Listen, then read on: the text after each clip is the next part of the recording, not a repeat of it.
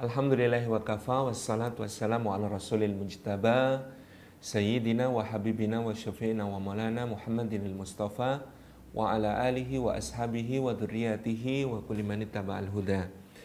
Asyhadu an la ilaha illallah wahdahu la syarikalah wa asyhadu anna Muhammadan abduhu wa rasuluh la nabiyya wa la rasula ba'dah. Ikhwan dan akhwat, rekan-rekan semuanya yang dimuliakan oleh Allah Subhanahu wa taala, wabil khusus Abang Teguh Wisnu pada kesempatan pagi hari ini berkenan bersama-sama dengan kita semuanya. InsyaAllah mudah-mudahan kita semua mendapat semua fadilah dari majelis ilmu, fadilah setiap langkahnya dimudahkan jalan ke surga, fadilah duduknya dicurah-curahi rahmat Allah, dinaungi sayap-sayap malaikat, diturunkan sakinah, dan disebut-sebut nama kita semua dengan bangga oleh Allah pada makhluk-makhluk mulia yang ada di sisinya. Rekan-rekan yang disayang oleh Allah Subhanahu wa taala, pagi ini kita mengkaji sedikit tentang rizki. Mudah-mudahan bisa menjadi pemahaman yang sahih bagi kita untuk menghadapi segala ujian yang Allah Subhanahu wa taala karuniakan kepada kita di dalam kehidupan. Rekan-rekan yang disayang Allah Subhanahu wa taala, poin pertama yang ingin saya sampaikan bahwasanya Allah itu adalah Rabb. Allah itu kalau kata Rabb itu diterjemahkan, ini memang agak rumit ke dalam bahasa Indonesia. Kata Rabb ini menurut para ulama tidak memiliki padanan di dalam bahasa-bahasa yang lain yang mencakup makna-maknanya.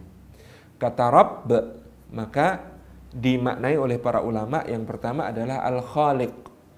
Rabb itu pencipta. Yang kedua Al-Malik. Rabb itu pemilik. Yang ketiga Ar-Razzaq. Rabb itu pemberi rizki. Yang keempat Rabb itu Al-Mudabbir, yang mengatur segala urusan. Paling tidak ada 4 makna itu di dalam kata Rabb. Dia adalah yang menciptakan, dia yang memiliki, dia yang memberi rizki, dan dia yang mengatur segala urusan kita. Nah, maka dalam bahasa Indonesia Rabb ini tidak bisa diterjemahkan, karena kita terjemahkan sebagai Tuhan tidak cukup, Lord tidak cukup makna itu. Karena kalau kita terjemahkan sebagai Tuhan atau Lord, makna-makna tadi tidak akan muncul, makna-makna tadi tidak akan menjadi pemahaman kita. Jadi Allah itu menciptakan. Kalau dia menciptakan maka dia memiliki, maka dia memberi rizki, dia memberi rizki, dia mengatur segala urusan. Itulah Allah Subhanahu wa ta'ala. Apa artinya? Di dalam kata Rabb sebagai Allah Subhanahu wa ta'ala kepada kita adalah Rabb kita, itu di dalamnya termaktub sifat memberi rizki. Maka tidak akan ada satu hamba pun yang disia-siakan oleh Allah Subhanahu wa ta'ala. Kalau dia menciptakan, maka pasti dia akan memberi rizki. Itu suatu hal yang menjadi kepastian atau keniscayaan. Dalam kata-kata Nabi Ibrahim alaihissalam di surah Asy-Syu'ara ayat ke-79 dan 78 dan 79 misalnya, Allah Subhanahu wa taala menceritakan bahwa Ibrahim berkata, "Alladzi khalaqani fahuwa yahdin walladzi huwa yut'imuni wa yasqin." Allah itu yang menciptakan aku, maka dia memberi hidayah kepadaku, dan dialah Allah yang memberi aku makan, juga memberi aku minum. Jadi Allah Subhanahu wa taala menciptakan, maka sudah menjadi keniscayaan bagi zat yang menciptakan untuk memberi rizki bagi yang diciptakan. Nah, ini keyakinan yang perlu kita tanamkan pertama-tama kepada diri kita semuanya, bahwa kita punya Rabb, kita punya Allah, yang Allah itu menciptakan, memiliki, memberi rizki, dan mengatur segala urusan kita. Kalau keyakinan ini kita tanamkan betul-betul, maka akan tumbuh ketenangan pada diri kita bahwa Allah itu menciptakan, maka niscaya baginya untuk memberi rizki bagi yang diciptakannya. Yang kedua poinnya adalah bahwa kalau kita diciptakan oleh Allah, maka rizki kita adalah jaminannya Allah Subhanahu wa ta'ala. Allah Subhanahu wa ta'ala mengatakan, wa ma min dabbatin fil ardi illa 'alallahi rizquha. Dan tidak ada yang melata di atas bumi melainkan Allah Subhanahu wa ta'ala menjamin rizki baginya. Ini lagi-lagi akan memahami ayat ini akan menjadi ketentraman bagi kita. Kalau yang melata saja, ad-dabbah, kata Imam Ibnu Katsir, ad-dabbah adalah binatang yang berjalan tanpa memiliki alat gerak berupa kaki dan tangan. Dia bergerak dengan dada dan perutnya, maka dia disebut sebagai dabbah, melata, merayap, bahasa Indonesianya ngisat gitu ya. Nah, kepada yang binatang-binatang semacam ini yang kata Imam Ibnu Katsir adalah makhluk tingkatan yang rendah saja Allah menjamin rizki, maka tentulah lebih-lebih kepada manusia yang Allah Subhanahu wa ta'ala mengatakan walaqad karramna bani Adam. Benar-benar telah kami muliakan Bani Adam. Anak keturunan Adam itu makhluk yang khusus yang dimuliakan oleh Allah Subhanahu wa ta'ala. Dia berbeda dengan makhluk yang lain. Dia diciptakan dengan penuh keindahan, dia diciptakan dengan kesempurnaan yang paling paripurna. Coba perhatikan, alladzi khalaqani fahuwa yahdin, dalam kata-kata Nabi Ibrahim tadi. Kita ini diciptakan oleh Allah dalam seindah-indah penciptaan. Wa sawwarakum fa ahsana suwarakum. Allah membentuk rupa kalian, maka dia perindah bentuk itu seindah-indahnya. Laqad khalaqnal insana fi ahsani taqwim. Di ayat yang lain Allah mengatakan betul-betul kami ciptakan manusia dalam sebaik-baik proporsi. Artinya tidak ada makhluk lain yang lebih indah daripada manusia. Kalau kita nonton film Hollywood tentang E.T., tentang alien, tentang makhluk luar angkasa, tentang makhluk asing, kita coba deh cari di dalam film-film itu. Ada nggak makhluk yang lebih indah daripada manusia? Kita tidak menemukan gambaran tentang makhluk yang lebih indah dari manusia. Bahkan kalau nonton film Hobbit atau nonton film Lord of the Rings gitu ya, ada bangsa yang disebut elf, diberikan satu ciri misalnya di sana telinganya lebih lancip daripada kita. Mana yang lebih indah, telinga kita atau telinga itu? Jauh lebih indah telinga kita. Jadi Allah menciptakan kita dengan kesempurnaan yang luar biasa sebagai pemuliaan bagi kita. Maka di situ tumbuh keyakinan bahwa kalau binatang melata saja Allah jamin rizkinya, maka demikian pula Allah menjamin rizki Bani Adam. Ini adalah jaminan dari Allah Subhanahu wa ta'ala. Dan rizki seorang manusia dituliskan oleh Allah sebelum dia diciptakan.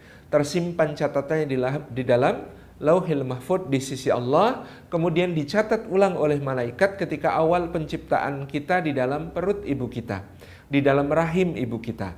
Jadi dalam hadis Ibnu Mas'ud, di hadis dalam Al-Arba'in An-Nawawiyah itu disebutkan itu ya, jumi'at khalqu ahadikum fi batni ummihi arba'ina lailatan nutfatan thumma kana 'alaqatan mithla dzalik thumma kana mudghatan mithla dzalik. Dikumpulkan penciptaan kalian di dalam perut ibu kalian, di dalam rahim ibu kalian 40 malam dalam keadaan seperti nutfah, kemudian menjadi alaqah dalam waktu yang serupa itu, dan menjadi mudghah dalam waktu yang serupa itu. Para ulama masa kini mutaakhirin mensifati 40 di situ bukan 40 ditambah 40 ditambah 40, akan tetapi 40-nya adalah simultan. Jadi nutfah, alaqah, mudghah terjadi dalam proses 40 hari yang satu. Kemudian 40 hari yang satu itu Allah Subhanahu wa ta'ala memerintahkan malaikat untuk meniupkan ruh. Ini agar menjadi pemahaman teman-teman yang disayang oleh Allah Subhanahu wa ta'ala. Jadi bukan 40 kali 3 yang berarti 120 hari yang berarti 4 bulan ruh baru ditiupkan, tidak. Menurut fatwa Rabithah Alam Islami tahun 1990, yang dimaksud 40 di sini adalah 40 tunggal, bukan 120 hari atau 4 bulan. Jadi pada usia kandungan 40 hari itu ruh sudah ditiupkan, bukan 4 bulan seperti pemahaman selama ini. Karena apa? Kalau kita mensinergikan dengan ilmu kedokteran, tentu pada kehamilan lewat usia 2 minggu, telat 2 minggu itu berarti sudah berusia 42 hari atau dari 28 ditambah 14 itu biasanya berarti sudah lewat 42 hari ya, 42 hari dari masa di mana dia ada konsepsi nantinya itu sudah ada tanda-tanda kehidupan. Maka ruh itu ditiupkan 40 hari. Ini menjadi penggugur alasan orang yang melakukan naudzubillah aborsi misalnya pada usia kandungan sebelum 4 bulan. Ini tetap tidak diperbolehkan oleh fikih, oleh syariat, karena pada usia tadi 40 hari ruh itu sudah ditiupkan oleh Allah Subhanahu wa taala. Malaikat kemudian memberikan tulisan yang sesuai dengan apa yang ada di Lauhil Mahfuz tentang yang pertama ajalnya, yang kedua rizkinya, yang ketiga amalnya, yang keempat wasaqiyun au sa'idun, apakah termasuk orang celaka ataukah orang beruntung. Semuanya sudah tertulis di situ ketika ruh ditiupkan, karena ruh ini bagian dari makhluk Allah yang telah ada sebelumnya, yang catatan tentangnya pun ada tertulis lengkap di dalam Lauhil Mahfuz. Nah, di situ rizki sudah dituliskan oleh Allah Subhanahu wa taala, bagian dari ketetapannya. Nabi Shallallahu alaihi wasallam di dalam hadis yang lain kemudian bersabda, tidak akan diwafatkan, matuwafan nafs, tidak akan diwafatkan satu jiwa kecuali setelah rizkinya itu sempurna diberikan kepadanya. Jadi kita ini tidak akan mati sebelum seluruh rizki kita disampaikan kepada kita oleh Allah Subhanahu wa taala. Ada kisah yang ditulis seorang ulama dari Mesir, ada cerita ada seorang lelaki gitu ya jatuh ke dalam sebuah sumur. Kemudian ditolong rame-rame, alhamdulillah berhasil ditolong. Lalu sambil masih gemetaran dia duduk di tepi dinding sumur itu. Kemudian dia minta minum. Kemudian dibawakan minuman untuknya, 1 gelas air, lalu dia minum. Setelah dia minum, ternyata dia gemeteran lagi, kemudian jatuh lagi ke dalam sumur. Nah, yang kedua ini kemudian ternyata dia meninggal. Subhanallah, kata para ulama, sungguhnya ternyata ada rizki yang belum sampai kepadanya, yaitu rizki berupa segelas air. Sehingga meskipun dia sudah jatuh ke dalam sumur, tetap rizki itu tidak bisa dibatalkan, sehingga dia diselamatkan untuk meminum rizki terakhirnya berupa segelas air, baru kemudian Allah mewafatkannya di kala jatuh yang kedua ke dalam sumur tersebut. Jadi tidak akan mati seorang hamba, tidak akan dicabut nyawanya sebelum seluruh rizkinya itu diberikan atau disampaikan kepadanya oleh Allah Subhanahu wa ta'ala. Jadi ini poin kedua. Yang poin pertama adalah Allah yang menciptakan, maka dia memberi rizki. Poin kedua, di bahwa Allah menjamin rizki kita, gitu ya. Seluruh makhluk dalam jaminannya Allah Subhanahu wa ta'ala. Poin ketiga yang ingin saya sampaikan adalah tentang konsep rizki itu sendiri. Apakah yang dimaksud dengan rizki? Rizki itu sama sekali tidak terkait dengan angka-angka gaji kita. Rizki itu tidak bisa ditakar, diukur dengan berapa uang yang kita punya, berapa tabungan yang ada di dalam rekening kita, atau berapa banyak rumah, tanah, mobil, motor, pakaian, perhiasan yang kita punya. Sama sekali tidak demikian. Rizki itu adalah bukan apa yang dimiliki, akan tetapi apa yang dinikmati seorang hamba sepanjang hidupnya. Ada orang-orang yang seolah-olah gajinya besar, tetapi belum tentu rizkinya sebanyak gajinya itu.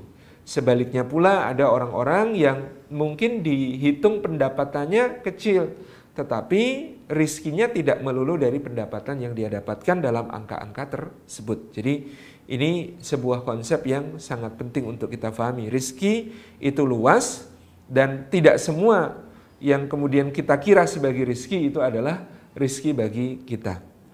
Rekan-rekan yang disayang Allah Subhanahu wa ta'ala, saya sering menceritakan kisah ini untuk ilustrasi bahwa saya pernah terbang dengan seorang bapak. Kebetulan waktu itu qadarullah kebagiannya di kursi kelas bisnis gitu ya. Di sebelah saya seorang bapak-bapak usia 50-an akhir yang dalam satu perjalanan bersama gitu. Ketika tiba waktunya disajikan makanan di kelas bisnis, ya makanannya biasanya dalam nampan-nampan kecil, kemudian dalam bentuk makanan-makanan kecil dinikmati sebelum nanti hidangan utama gitu ya. Nah, ketika saya makan dengan lahap gitu ya, karena saya ini ya orangnya makanan itu adanya enak sama enak banget begitu, maka bapak di sebelah saya ini cuma memegang gelas isinya air putih, kemudian dia memandang saya dengan pandangan senewan. Saya kemudian bertanya, "Loh, Bapak tidak makan, Pak?" Kata bapak itu, "Ya nasib, Nak." "Kok nasib? Gimana, Pak?" Gitu. Kata dia, "Saya itu waktu muda ya pengen makan enak, belum kuat beli, sekarang bisa beli, ada uangnya, tapi apa-apa sudah dilarang sama dokter. Makan manis, jangan Pak diabetesnya, makan asin, jangan Pak hipertensinya, makan gurih, jangan Pak kolesterolnya gitu ya. Makan kacang saja, jangan Pak asam uratnya." Subhanallah ya. Jadi kata beliau, ya nasib gitu ya, sudah tidak bisa lagi seperti itu. Jadi kita bisa bayangkan, saya menelisik kepada beliau, ternyata beliau seorang direktur sebuah BUMN, gajinya ketika itu 200 juta per bulan. Subhanallah ya, kita bisa bayangkan. Orang dengan gaji 200 juta per bulan ternyata untuk makan manis, makan asin, makan gurih, makan kacang sudah tidak bisa. Ada bagian dari rizkinya yang sudah dikurangi oleh Allah Subhanahu wa taala. Saya meneruskan dengan bercanda, "Iya, Bapak ini bekerja membanting tulang sampai linu-linu, memeras keringat sampai kering. Nanti kalau Bapak pensiun umur 60, di deposito sudah ada sekian triliun." Amin, amin, kata beliau. Tapi besok paginya kemudian Bapak wafat. Astagfirullah, kok doanya gitu deh? Bukan doa Pak, umpama saja. Lalu yang 5 triliun hasil membanting tulang, hasil memeras keringat itu rezekinya siapa? "Oh, bukan rezeki saya," kata beliau. "Bukan, wong Bapak meninggal. Kalau begitu rezeki anak cucu saya." Bisa jadi, tapi juga bukan pastian, karena bisa saja Allah mendistribusikan dan Allah tidak kekurangan cara untuk mendistribusikan kepada siapapun yang sudah tertulis di Lauhul Mahfuz menjadi bagian pemilik dari rezeki tersebut. Ini sesuatu yang niscaya hakiki. Jadi tidak semua yang menjadi milik kita seakan-akan milik kita, yang ada di tabungan kita, rumah kita dan lain sebagainya itu adalah rezeki kita. Belum tentu. Mudah sekali bagi Allah Subhanahu wa taala untuk menghalangi kita dari menikmati apa-apa yang sepertinya sudah milik kita. Kalau belum rezekinya, maka tetap tidak akan bisa dinikmati.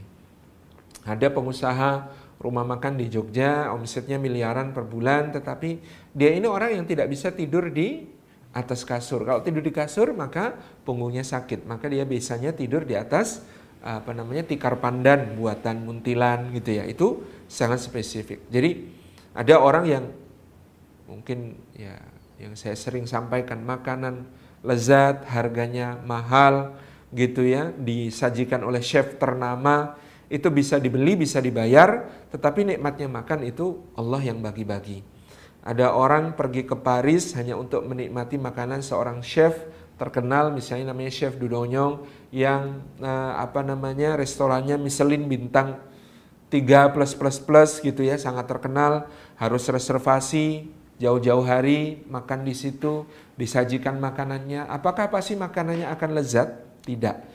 Karena sangat mudah bagi Allah untuk mencabut nikmat, memberikan sariawan tepat pada hari di mana dia harus menikmati makanan itu, atau memberikan sakit perut, atau memberikan sakit gigi. Begitu banyak, begitu mudah cara Allah untuk mencabut kenikmatan makan itu. Tetapi seorang petani di pedalaman Malang mungkin ya, kemudian dia mencangkul dari jam 7 sampai jam 10 gitu ya. Kecapean, istrinya datang membawa cerek, isinya teh, panas, wangi, sepet, legi, kental. Kemudian juga membawa nasi ketan ditaburi parutan kelapa. Masya Allah, sehabis mencangkul menikmati hidangan sederhana itu, nikmatnya luar biasa. Karena nikmat yang membagi adalah Allah, bukan kita yang bisa membagi-bagi nikmat berdasarkan berapa banyak uang, berapa banyak yang kita punya. Sama sekali tidak. Hotel yang paling mahal, kasurnya paling mewah, paling bintang pelayanannya, bahkan mungkin bintang 7, kayak Burj Al Arab di Dubai gitu ya, itu bisa dibeli, bisa dipesan kamarnya. Tetapi apakah jaminan tidur di situ pasti nyenyak? Tentu tidak. Kalau saya disuruh tidur di situ mungkin malah nggak bisa tidur. Kenapa? Karena mikir bayarnya yang konon ada yang harganya 350 juta satu kamar per malam gitu ya. Kalau digratisin juga kepikiran mendingan dikasih mentahnya kan gitu. Jadi ada orang yang mungkin cuma berbantal barang yang keras gitu ya. Kemudian alasnya juga alas yang dingin tetapi dia bisa tidur sangat nyenyak karena memang ngantuk, karena memang Allah membagi nikmat tidur kepada dia. Jadi ini yang perlu difahami teman-teman, rizki itu tidak berbanding lurus dengan seberapa banyak uang yang kita punya, angka-angka gaji dan pendapatan kita, ataupun rizki itu tidak berbanding lurus dengan apa yang bisa kita beli, apa yang bisa kita nikmati. Itu hakikat rizki adalah yang kita nikmati. Dalam sabda Nabi SAW, anak Adam berkata hartaku, hartaku, hartaku. Kata Nabi SAW, padahal apakah hartanya itu selain makanan yang habis dimakan, gitu ya, pakaian yang usang dipakai, kemudian apa yang dinafkahkan di jalan Allah yang akan menjadi manfaat baginya di akhirat. Itu rezeki sejati itu yang seperti itu. Sebaliknya saya ingin menunjukkan kenapa sekali lagi tidak berbanding lurus dengan angka gaji. Ada seorang kawan gitu ya. Kawan ini dia seorang pengajar ngaji anak-anak yang sangat tekun, di mana-mana mengajar, baik untuk mengajar di TPA TPQ maupun mengajar privat di rumah-rumah orang. Saking baiknya dia kepada masyarakat, masyarakat juga mengakui kebaikannya. Pada suatu hari di dekat perumahan, di dekat rumahnya, kampungnya berdiri sebuah perumahan cukup mewah gitu ya. Di tengah perumahan mewah itu dibangun masjid, di samping masjid kemudian dibikinkan rumah untuk marbot, untuk penjaga masjid yang diminta untuk menjadi imam, muadzin, ngajari anak-anak ngaji warga kompleks perumahan tersebut. Ketika kemudian pengembang perumahan bermusyawarah dengan tokoh-tokoh masyarakat dan warga sekitar, ternyata suaranya aklamasi. Masyarakat sekitar menghendaki Mas Ustadz Fulan ini yang kemudian diminta untuk menjadi marbot. Akhirnya kemudian dia dijadikan marbot oleh perumahan tersebut, tinggal di situ ngajar ngaji gitu ya, muadzin, imam, masya Allah, dan warga sangat mencintai dia. Nah ternyata satu saat dia memerlukan untuk meminjam mobil salah satu warga perumahan tersebut untuk dipakai kegiatan masjid. Begitu selesai dipinjam, ternyata hari berikutnya yang dipinjam ini ketagihan. Mas Ustadz, kapan mobil saya dipinjam lagi? Kalau habis dipakai Mas Ustadz itu rasanya beda ya. Tambah wangi, tambah nyaman, tambah enak gitu ya, tambah empuk gitu ya. Rasanya berkahi kalau habis dipakai untuk amal soleh. Oh alhamdulillah Pak, iya siap Pak, nanti kita pinjam lagi. Ternyata tetangga sebelahnya iri. Oh, kapan mobil saya Pak Ustadz? Jangan mobil dia terus.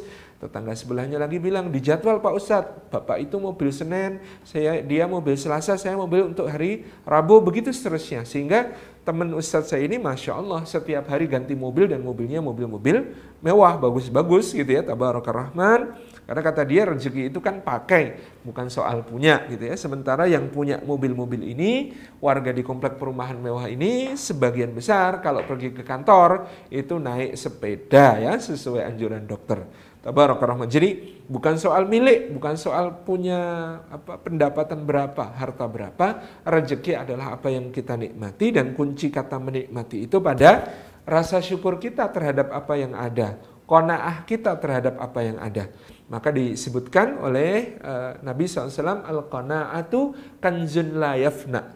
Yang namanya qanaah itu adalah perbendaharaan, harta simpanan yang tidak akan pernah rusak. Karena dengan qanaah maka dia akan menjadikan segala sesuatu yang ada itu terasa nikmat, terasa indah. Jadi ini poin keempat. Kuncinya adalah bahwasanya Allah Subhanahu wa taala memberikan rizki kepada hambanya, membagi-bagi rizki kepada hambanya, mungkin tidak sama, tetapi Allah itu maha adil.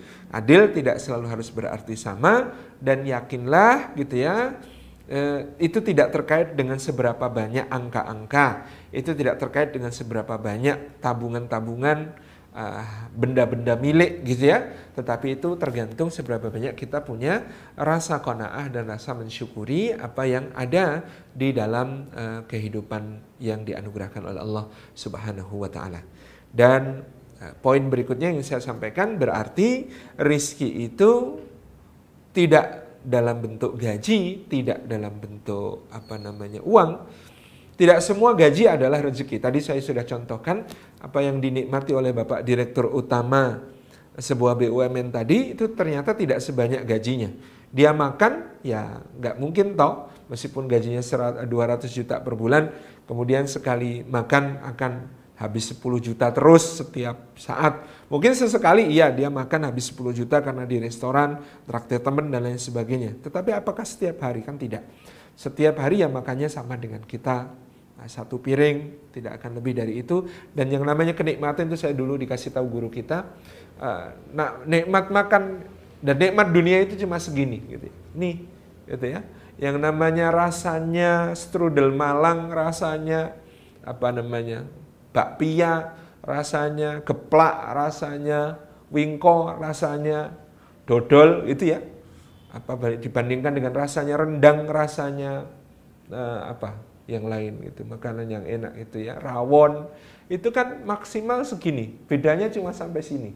Setelah sudah sampai sini ke bawah tidak ada bedanya gitu ya. Jadi rasa itu kan cuma sebegini gitu ya. Yang namanya nikmat dunia itu tidak lebih dari ini. Jadi tidak semua gaji kita adalah rezeki, dan tidak selalu orang yang gajinya besar berarti rezekinya besar, sama sekali tidak. Kita semua diberi rezeki oleh Allah dan Allah itu Maha Adil.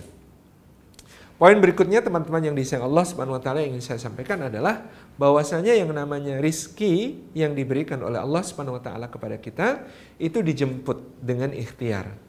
Nah, maksudnya menjemput dengan ikhtiar itu ada ilustrasi kisah. Al-Imam Ma'ruf Al-Karhi itu muridnya Imam Ibrahim bin Adham. Jadi satu hari dia tergopoh-gopoh mendatangi gurunya, kemudian berkata, "Wahai guru, sekarang saya yakin bahwa rezeki saya jaminan Allah." Nah, ini keyakinan yang benar ya.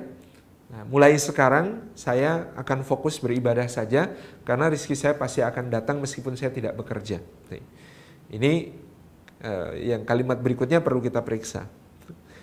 Kemudian Ibrahim bin Adham bertanya, "Dari mana kau mendapatkan kesimpulan yang seperti itu?" Imam Ma'ruf Al-Karhi kemudian berkata, "Tadi perjalanan ke sini saya ketemu seekor burung. Burung ini sayapnya patah, dia cuma tergeletak di tanah. Dia tergeletak di tanah dan tidak bisa berbuat apa-apa. Saya pikir dia akan segera tiba ajalnya, akan segera mati. Tapi ternyata tiba-tiba datanglah seekor burung lain yang membawakan makanan untuknya, kemudian menyuapinya, gitu ya, dengan paruhnya menyuapi temannya ini sampai temannya ini kenyang. Kemudian burung itu terbang lagi ke tempat yang lain. Nah, ternyata burung yang sayapnya patah pun kalau sudah tetap dapat jaminan rezeki dari Allah, maka dia tetap mendapat rezeki dari Allah." Apa yang dikatakan Imam Ibrahim bin Adham menarik sekali teman-teman yang saya Allah. Kata beliau, "Nah, kamu ini aneh. Aneh bagaimana guru? Kenapa kamu bercita-cita menjadi burung yang sayapnya patah? Kenapa kamu tidak bercita-cita menjadi burung yang sayapnya utuh dan bisa menolong temannya yang bersayap patah?" Nah, ini poin yang luar biasa yang kita dapatkan. Jadi satu, bekerja itu bisa kita niatkan sebagai ibadah kepada Allah Subhanahu wa taala. Bukan kita niati untuk semata-mata mencari rezeki, karena rezeki itu sudah dijamin. Tadi poin awalnya kita sampaikan rezeki itu sudah dijamin. Kalau kita mencari yang sudah dijamin kok niatnya mencari yang sudah dijamin, itu rugi. Wong sudah dijamin kok diniati, gitu ya. Maka kita bekerja itu niatnya mencari sesuatu yang belum dijamin sama Allah. Apa yang belum dijamin sama Allah? Misalnya dalam Al-Quran disebutkan, "Am hasibatum an tadkhulul jannah." Apakah kamu mengira bahwa kamu akan masuk surga? Itu sebuah pertanyaan retoris dari Allah Subhanahu wa taala, istifham ingkari, yang menunjukkan bahwa memang tidak ada kepastian dan tidak ada jaminan bagi kita untuk masuk surga Allah.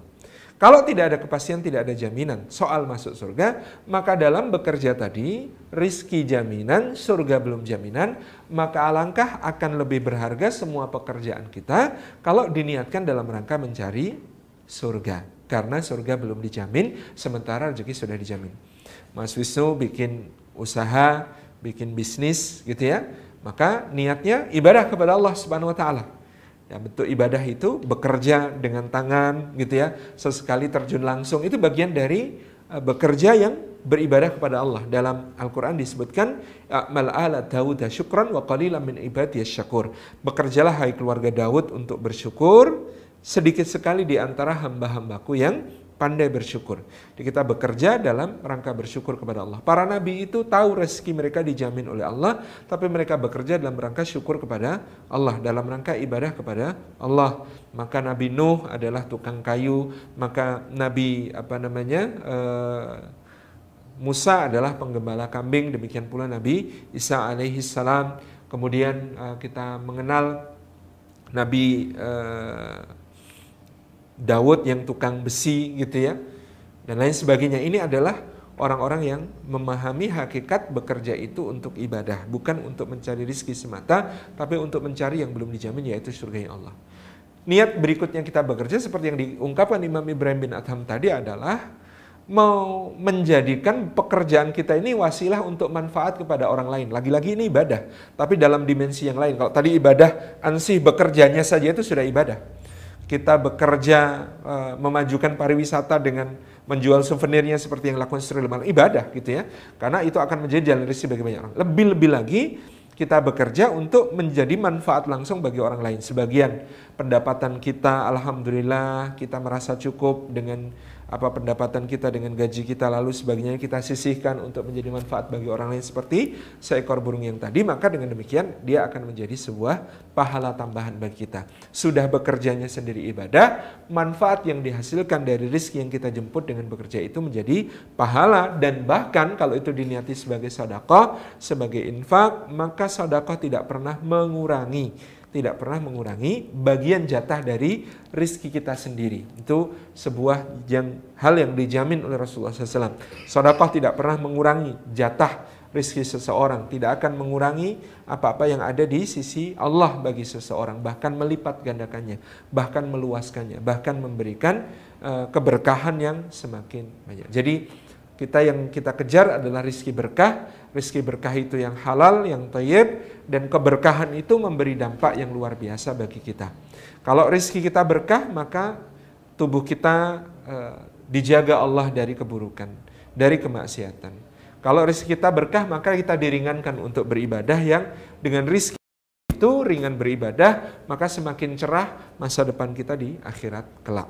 Dampak dari rizki yang halal terhadap tubuh itu melembutkan hati, meringankan ketaatan gitu ya, menumbuhkan kasih sayang, cinta kepada sesama gitu ya, kepada keluarga juga gitu ya, dan juga memberikan kepada kita semua sebuah pencegahan. Kalau ada barang haram di tubuh kita, maka tubuh kita akan mudah beresonansi dengan frekuensi kemaksiatan. Tetapi dengan adanya barang halal di tubuh kita, maka dia mencegah kita dari terjatuh ke dalam kemaksiatan dan dosa-dosa. Nah, teman-teman yang disayang oleh Allah Subhanahu wa taala, kesimpulan kita, rizki jaminan menjemputnya adalah ibadah, dan kita bisa meniatkan ibadah yang lebih luas, yaitu dengan memberi manfaat kepada sesama lewat anugerah Allah yang sudah diberikan kepada kita. Nah, selebihnya adalah kita jangan sampai tawakalnya kepada ikhtiar kita, pada usaha kita. Yang memberi rezeki itu Allah, bukan kita. Bukan usaha kita, bukan bisnis kita. Ada begitu banyak rezeki yang datang bukan dari bisnis kita. Rizki kesehatan, rizki ketentraman, rizki merasa cukup, rizki bisa beribadah, rizki bisa sholat, rizki bisa berpuasa, rizki bisa berumroh, bisa berhaji, dan lain sebagainya. Itu rizki yang luar biasa. Rizki sakinah di dalam rumah kita, tentram dalam rumah kita, itu rizki. Itu mahal sekali, yang itu tidak berasal dari pekerjaan kita, semuanya dari Allah. Maka kita tidak bertawakal kepada apa yang menjadi usaha-usaha kita. Kita bisa terus berikhtiar menangkap berbagai macam peluang, tidak selalu bekerja tapi tetap bekerja meskipun kita sedang di rumah, kita sedang mungkin toko sepi, mungkin dalam keadaan hal-hal yang kita bisa lihat di situ ada kesulitan-kesulitan, tapi kita tetap bisa bergerak memberi manfaat kepada diri kita maupun sesama kita. Peluang-peluang bisa kita baca, baik peluang untuk mendapatkan sesuatu ataupun peluang untuk memberikan sesuatu, sebagai amalan yang akan justru mengundang makin besar kasih sayang Allah, anugerah Allah kepada kita semua.